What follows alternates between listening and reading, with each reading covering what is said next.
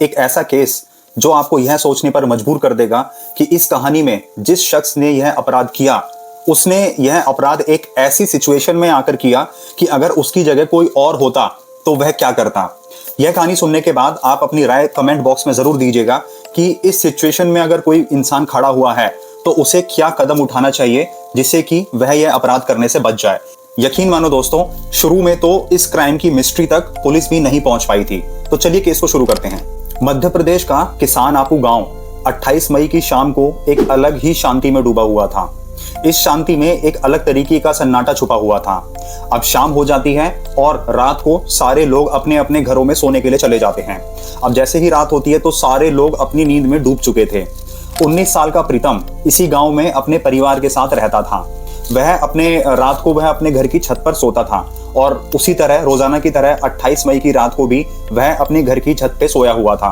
अब रात के दूसरे पहर में जब सारे लोग गहरी नींद में सोए हुए थे तो उसी वक्त एक शख्स हाथ में कुल्हाड़ी लेकर चुपचाप से प्रीतम के घर पे आता है और वह प्रीतम की घर की छत पे बिना कुछ आवाज किए चढ़ जाता है। उसने देखा कि वहां पर प्रीतम गहरी नींद में सोया हुआ है। उस शख्स ने प्रीतम को गहरी नींद में सोया देख प्रीतम के ऊपर ताबड़तोड़ वार करना शुरू कर दिया। उसके हर एक वार के साथ फर्श का दृश्य लाल और खौफनाक होता जा रहा था। उसने प्रीतम को संभलने तक का मौका नहीं दिया। प्रीतम की आंखें एक दो बार खुली होंगी पर तब तक बहुत देर हो चुकी थी और कुछ ही मिनटों में प्रीतम की सांसें थम चुकी थीं। अब ऊपर एक अजीब सा शोर सुनकर प्रीतम की मां छत पर जाती है। ऊपर का दृश्य देखकर, छत का दृश्य देखकर प्रीतम की मां दहल उठती है और वह देखकर जोर जोर से चिल्लाने लगती है। प्रीतम की मां की चिल्लाने की आवाज सुन के घर के आसपास के लोग इकट्ठा होते हैं। वह भी यह देखकर घबरा जाते हैं और धीरे धीरे करके गांव के सारे लोग प्रीतम के घर के पास इकट्ठा हो जाते हैं। वह प्रीतम के साथ इतनी बर्बरता देखकर बहुत हैरान थे क्योंकि प्रीतम बहुत ही शांत लड़का था। वह स्वभाव से बहुत ज्यादा सीधा था। उसकी किसी से कोई भी दुश्मनी नहीं थी, कोई विवाद नहीं था। तो यह सब देखकर गांव के लोग भी बहुत ज्यादा घबराए हुए थे और बहुत ज्यादा सदमे में थे कि ऐसा आखिर प्रीतम के साथ कैसे हो सकता है।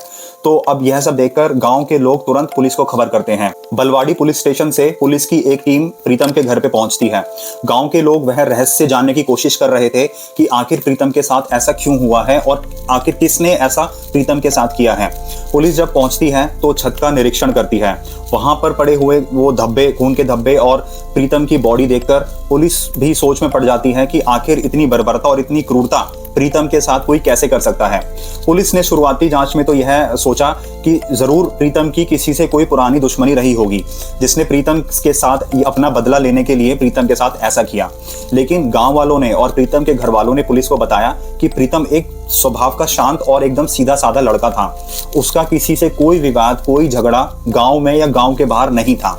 तो प्रीतम के साथ ऐसा कोई दुश्मनी में नहीं कर सकता क्योंकि उसकी कोई दुश्मनी नहीं थी। फिर पुलिस ने सोचा कि हो सकता है कि ये कोई लूटपाट का मामला हो।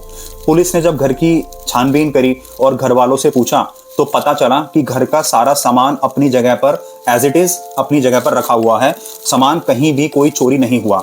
अब पुलिस के लिए ये बहुत ही उलझन भरी बात थी कि आखिर ऐसा हुआ क्या है जो ना ही किसी ने कुछ लूटपाट करी, ना ही कोई चोरी करी, ना ही कोई डकैती हुई प्रीतम के साथ, ना ही किसी की कोई दुश्मनी।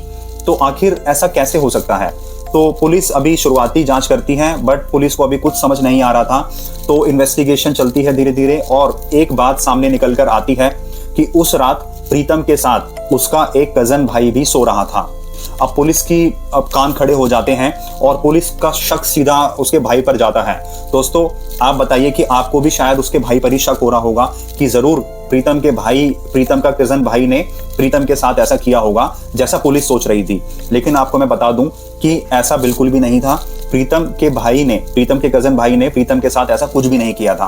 अब पुलिस को प्रीतम के भाई पर ही शक था तो पुलिस प्रीतम के उस कजन भाई को पुलिस स्टेशन बुलाती है और उससे पूछताछ करती है। अब क्योंकि पुलिस के पास कोई भी सबूत नहीं थे तो वह प्रीतम के भाई के साथ सख्ताई से पूछताछ नहीं कर पाती।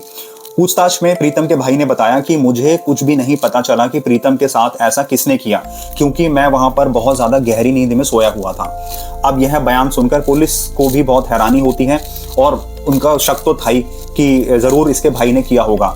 लेकिन हैरानी इसलिए होती है कि इतना खतरनाक मंजर छत पर जब पुलिस ने देखा तो पुलिस भी यह सोच में पड़ गई कि ऐसा कैसे हो सकता है कि आपके बगल में कोई सो रहा हो और आपके बगल वाले इंसान के साथ कोई उसकी इतनी बेरहमी से हत्या करके चले जाए।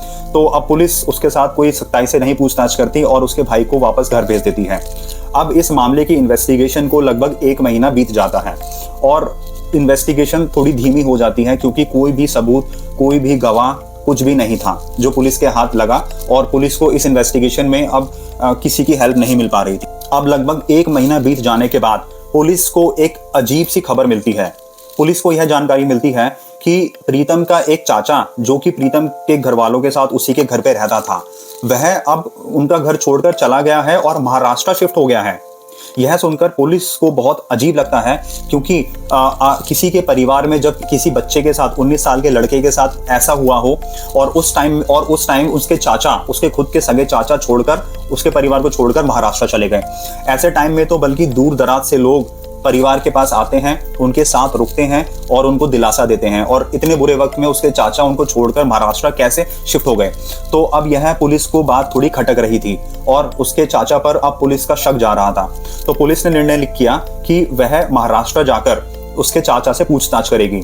पुलिस अब महाराष्ट्र जाती है और महाराष्ट्र जाकर प्रीतम के चाचा से पूछताछ करना शुरू कर देती है।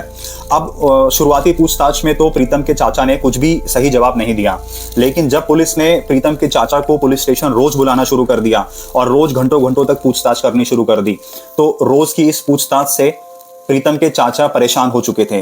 अब उनको यह भी समझ आ रहा था कि सच्चाई को ज्यादा दिन तक छुपाया नहीं जा सकता। जब दोबारा पुलिस ने उसके चाचा को पूछताछ के लिए बुलाया और हिरासत में लिया, तो आखिरकार प्रीतम के चाचा टूट गए और एक ऐसी सच्चाई बताई जिसे सुनकर पुलिस भी हैरान हो गई थी कि इतना टाइम बीत गया और आखिरकार सच्चाई यहाँ छुपी हुई थी। पुलिस की पूछताछ में पता चला कि प्रीतम के चाचा की बेटी और प्रीतम के बीच कुछ लव अफेयर चल रहा था। यह इस अफेयर के बारे में प्रीतम के घर वालों को नहीं पता था, सिर्फ प्रीतम के चाचा को पता था और यह बात धीरे धीरे गांव के कुछ लोगों तक भी पहुंच चुकी थी और अब यह गांव के कुछ लोगों के बीच चर्चा का विषय बन चुकी थी और सारे लोग इनके बारे में बात करते थे, जो कि प्रीतम के चाचा को बिल्कुल भी यह बात हजम नहीं हो रही थी। जिसके लिए प्रीतम के चाचा ने प्रीतम को काफी बार मना किया कि तुम मेरी बेटी से दूरी बना लो, जितनी जल्दी हो सके दूरी बना लो, वरना अच्छा नहीं होगा। और इसके लिए अपनी बेटी को काफी बार मारा पीटा भी। लेकिन प्रीतम के चाचा के मना करने के बावजूद प्रीतम की और उसके चाचा की बेटी की नजदीकियां और ज्यादा बढ़ती चली गईं। वह दूर नहीं हुए, जिसकी वजह से प्रीतम के चाचा के मन में गांव वालों की नजरों में शर्म और अपनी बेटी और प्रीतम के लिए गुस्सा पनपने लगा था।